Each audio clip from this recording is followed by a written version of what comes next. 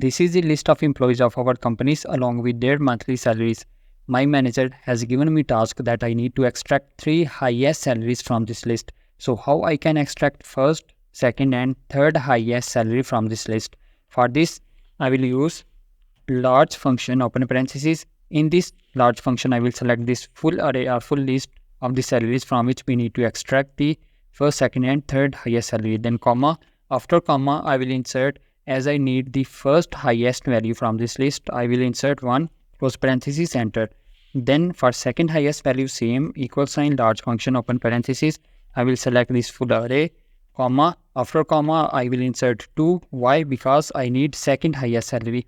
Close parenthesis enter, and this is second highest salary. For third highest salary, same large function open parenthesis. I will select this array, comma.